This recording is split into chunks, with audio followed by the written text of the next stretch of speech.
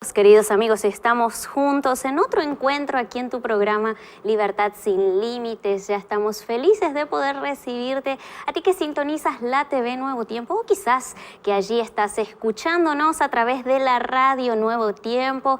Quiero invitarte a que allí puedas unirte a este programa a través de nuestras redes sociales, que en un instante ya te las voy a pasar. Allí están apareciendo en tu pantalla. Tenemos el Facebook al cual nos puedes buscar, sí, como Libertad Sin Límites NT. Allí nos encuentras con esta dirección. Nos puedes buscar allí si estás con tu celular de repente en el Facebook. Entra allí rápidamente, Libertad Sin Límites NT, que allí nos encontrarás. Podrás seguir allí algunas publicaciones, versículos que compartimos con ustedes todos los días. O también si por allí usas más Instagram, también tenemos uno disponible, es @Libertad Sin Límites, ¿sí? Allí a través de Instagram nos encuentras en @Libertad Sin Límites. Y como en cada programa de Libertad Sin Límites tenemos una sorpresa para ti, un regalo, porque a Nuevo Tiempo le gusta dar regalos. Y estoy hablando ya de este estudio bíblico, Pablo el Mensajero de la Cruz. Quiero mostrar allí para ustedes la parte de atrás de este DVD. Tienen 15 temas con los cuales allí aprenderás acerca de Pablo y la muerte, Pablo y la ley, Pablo y el cuerpo. ¿Quieres aprender por qué Pablo está en la Biblia? ¿Por qué fue tan importante? Entonces puedes solicitar allí tu estudio bíblico. Si este es un estudio bíblico en el cual podrás aprender allí junto a tu familia, junto a algún amigo que quizás necesita esperanza, puedes solicitarlo gratuitamente al número que aparece en tu pantalla, ¿sí? Allí nos registras en tu WhatsApp como Escuela Bíblica Nuevo Tiempo. Y allí, además de este estudio bíblico, hay otros estudios que tú puedes solicitar. Por ejemplo, de la familia, de Daniel, de profecías. El que te interese más te haremos llegar gratuitamente a través del número que aparece allí, +55 1298 114 60. Allí nos escribes y nos dices de dónde eres, tu dirección, y te haremos llegar el estudio bíblico de forma gratuita hasta tu casa. El tema del día de hoy es muy importante, pero deja algunas dudas. Seguramente allí del otro lado ya te has preguntado, ¿qué pasa con mi cuerpo cuando muere? ¿Qué pasa con las personas cuando mueren? Y es por eso que para resolver esta cuestión y empezar a entender, quiero comenzar ya compartiendo el siguiente video. Interesantísimo el tema del día de hoy y todo el mundo, es el ciclo de la vida, quizás llegar a esta etapa que es la muerte. Pero ¿qué pasa con la muerte? Y es por eso que estamos con el pastor Joel Flores. Hoy nos va a responder estas dudas, ¿no? Así es, Denise, vamos a dejar que la palabra de Dios pueda responder todas esas incertidumbres. Gracias por acompañarnos. Muchas gracias, pastor. Lo escuchamos. Al ser humano le cuesta entender y aceptar la muerte como parte de la vida. Salomón escribió que Dios colocó en el corazón humano el deseo de poder vivir y vivir eternamente. Sabes que todos deseamos encontrar una explicación que pueda satisfacer nuestro corazón cuando enfrentamos a la muerte. Porque vienen preguntas, ¿qué sucede cuando una persona muere? Y es interesante analizar algunas creencias que hoy existen sobre la muerte. Por ejemplo, el espiritismo y varias religiones orientales dicen que la muerte es apenas una apariencia. O sea, cuando una persona muere, la persona no muere en realidad, sino que va a otros planos de existencia. En el hinduismo se cree en el samsara. ¿Qué cosa es el samsara? Significa que la vida presente es el resultado de existencias anteriores, a través de una ley que ellos conocen como la ley del karma. Nuestros hermanos católicos creen que los muertos van al cielo o al infierno o al purgatorio. El purgatorio es un supuesto lugar que está entre el cielo y el infierno, donde las personas sufren, pues bueno, y allí las personas sufren y pueden purificarse. Y entonces allí se purifican dependiendo de sus obras. La mayoría de las denominaciones cristianas creen que los salvados van al cielo inmediatamente después de la muerte. Y también creen que los malos serán quemados eternamente en el infierno después del regreso de Jesús. Si te das cuenta, todas estas creencias tienen algo en común, que se llama inmortalidad del alma. Y ya vimos en el programa anterior que el primer argumento que el diablo colocó en el jardín del Edén es contradecir la palabra de Dios que había dicho en el Edén. Cuando vamos a Génesis capítulo 2, versículo 17, la orden de Dios fue clara. Y la palabra de Dios decía, el día que comieres del fruto de este árbol vas a morir. Pero entonces viene el diablo en Génesis capítulo 3, versículo 4, dice que el diablo le dice, no moriréis. Es decir, lo que el diablo está diciendo es lo siguiente. Cuando mueres, aunque vayas a la sepultura, seguirás vivo, o algo de ti continuará vivo. Fíjate bien con lo que el diablo dice. No moriréis. Cuando vas a morir, vas a continuar vivo. Y de allí sale el concepto que cuando el ser humano muere, va a la sepultura, pero el alma continúa viva. O sea, algo todavía vive. Y el alma sale del cuerpo para continuar viviendo en algún lugar. Ahora fíjate una cosa. En el hebreo, que es el idioma original en el cual se escribió la Biblia, la palabra alma es la palabra nefesh y aparece unas 755 veces en el Antiguo Testamento. Y en el idioma griego que se escribió en el Nuevo Testamento, la palabra es psiche. Ahora, presta atención aquí. Tanto en el hebreo como en el griego, la palabra alma significa tres cosas. Alma significa vida, persona o mente. Voy a repetir esto. Alma significa vida, persona o mente. Jamás alma en la Biblia significa una parte que sale del cuerpo. Ahora, ¿por qué necesitamos ir al idioma original para tener una mejor explicación de ciertas palabras? Porque aquellos que conocen más de un idioma saben que al momento de traducir una palabra de un idioma para otro, puede perder su fuerza o puede tener otro significado. Yo te voy a colocar aquí un ejemplo muy práctico. En español, la palabra exquisito significa delicioso, agradable. Y yo puedo decir, el almuerzo de hoy estuvo exquisito. Y los que saben español van a entender que me gustó muchísimo. Sin embargo, la misma palabra exquisito en portugués significa algo extraño. Si yo uso la misma palabra en portugués, me van a entender que el almuerzo no estuvo bueno, que no me gustó, que fue extraño. Mientras para uno la palabra puede alegrarlo, para otro puede entristecerlo. Ahora, va a depender del contexto y va a depender del idioma. ¿Me estás entendiendo? Entonces, la Biblia fue escrita en hebreo, en arameo y en griego. No fue escrita en español. Entonces, cuando leemos la Biblia, tenemos que entender el pensamiento hebreo.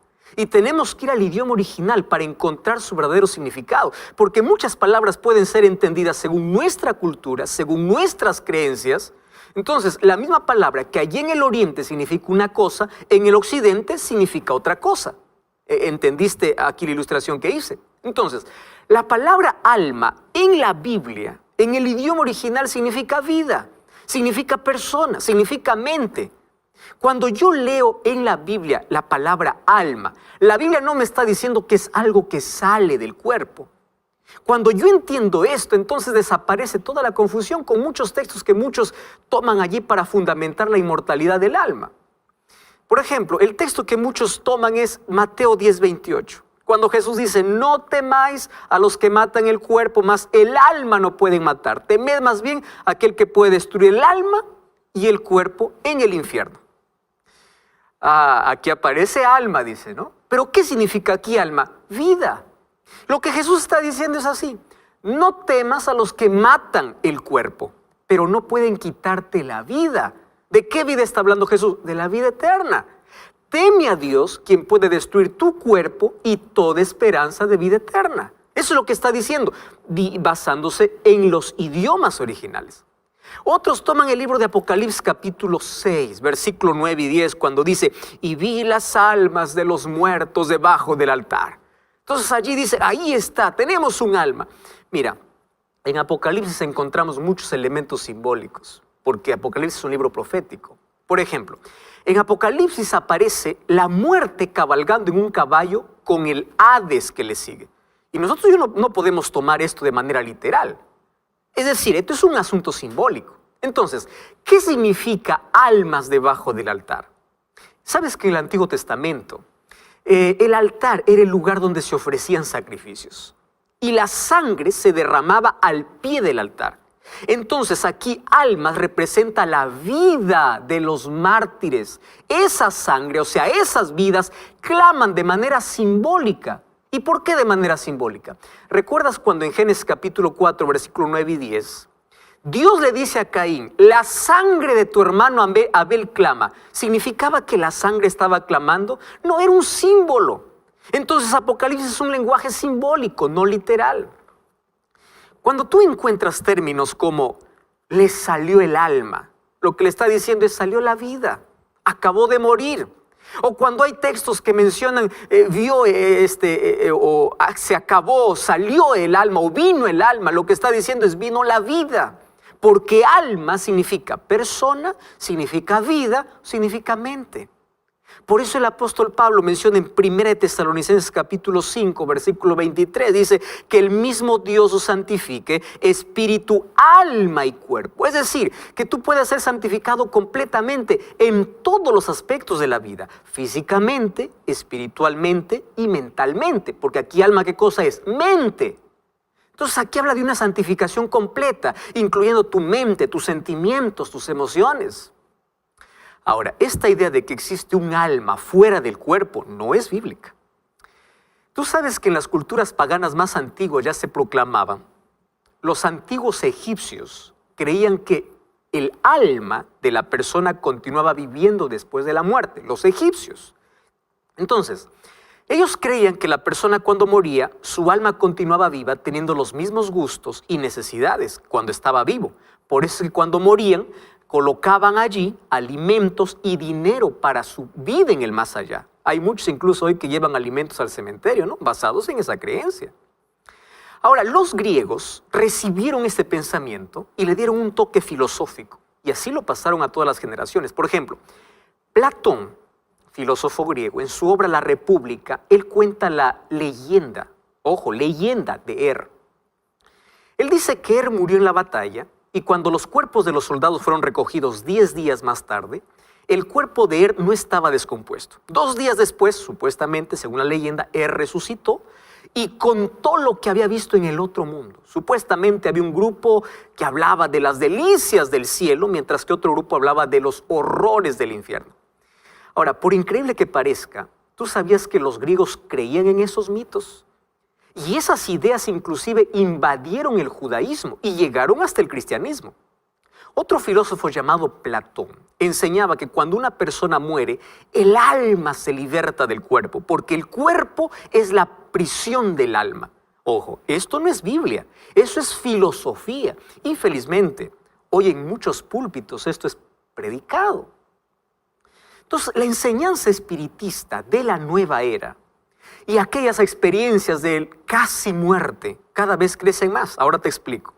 Cada vez se intensifican más las apariciones y los testimonios de personas que aseguran haber hablado con personas que ya murieron. Otros aseguran que de muertos salieron de su cuerpo, vieron el cielo, fueron hasta el infierno y lo describen. ¿Cómo podemos explicar esto? Aquí tengo una explicación. El doctor Jacques Provenza, él tiene doctorados en ciencia y en religión, y él dice que existen fascinantes coincidencias entre la experiencia de aquellos casi muertos y de aquellos que consumen drogas alucinógenas. Te voy a explicar así. Las personas que pasan por esas experiencias, ellos relatan haber visto y sentido algo indescriptible, la sensación de estar fuera del cuerpo. Y ellos relatan que tienen una profunda experiencia espiritual, paz, amor, que pasan por túneles oscuros, por luces brillantes. Entonces, la explicación a esas experiencias, ¿dónde está? En el cerebro. Cuando la química del sistema nervioso central se altera, se producen ilusiones y alucinaciones. Pero estas experiencias pues no son pruebas de que la vida continúa después de la muerte. ¿Estás entendiendo? Ahora, ¿qué cosa es lo que dice la Biblia? Porque la Biblia tiene la última palabra.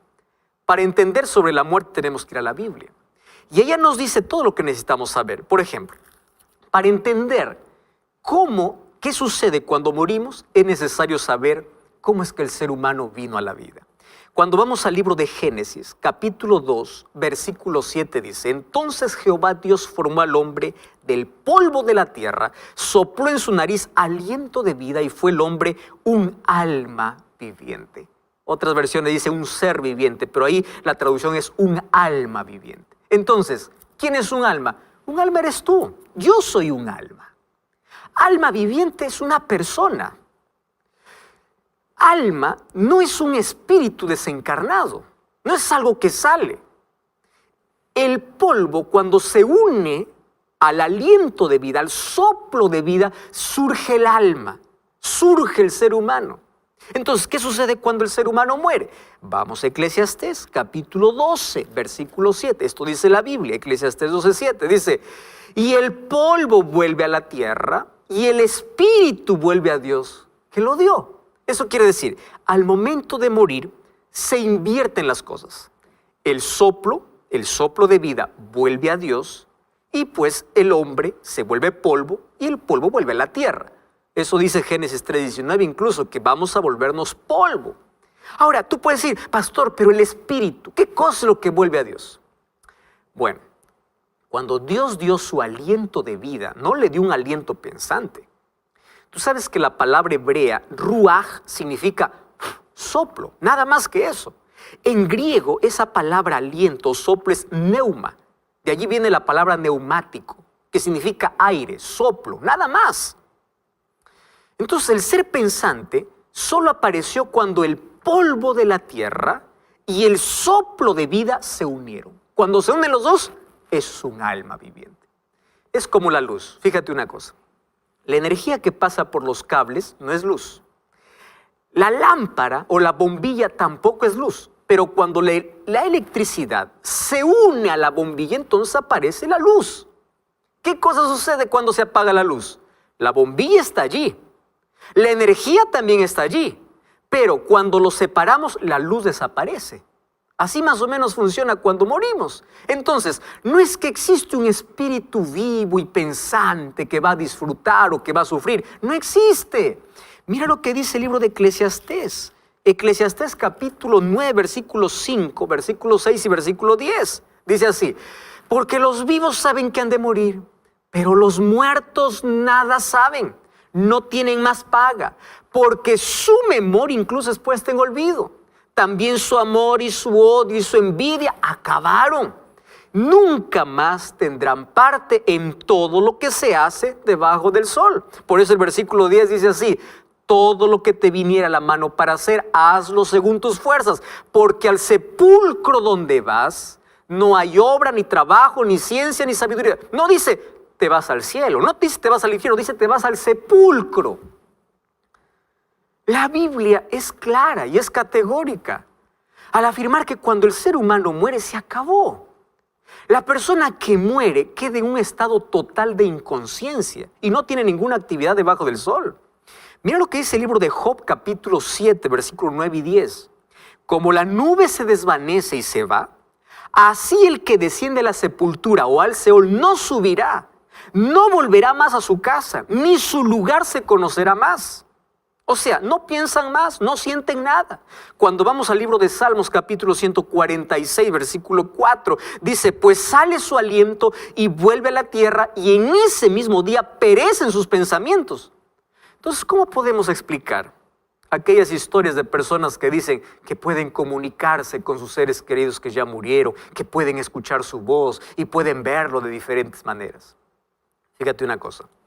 En la Biblia ya encontramos una sesión espiritista. Cuando vamos a 1 Samuel 28, un día el rey Saúl, cuando se había separado de Dios en su desesperación, fue a una pitonisa en Endor para hablar con el profeta Samuel que ya había muerto.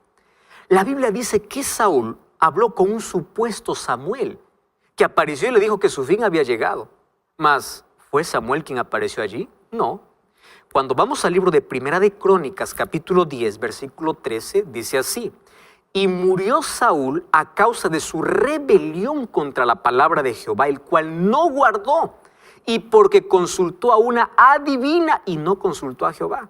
Ahora, si el verdadero Samuel hubiese aparecido para hablar con Saúl, entonces no se contaría como rebelión contra Jehová, porque Samuel era un profeta del Señor. ¿Qué sucedió? Satanás junto a sus demonios se dedican a engañar a las personas, tomando la forma o la voz de quienes ya murieron y se presentan en las sesiones espiritistas. A veces se disfrazan de fantasmas, haciendo creer a las personas que son almas que penan, almas que deambulan. Si ellos dan credibilidad a esas fábulas y leyendas, ¿sabes para qué? Para contradecir lo que dice la Biblia. Según de Corintios 11:14 dice que el diablo puede disfrazarse como un ángel de luz, puede hacer milagros sorprendentes. No todo milagro viene de Dios. Tú debes tener mucho cuidado. Tú debes tener mucho cuidado porque si la Biblia no lo autoriza, si la Biblia no lo dice,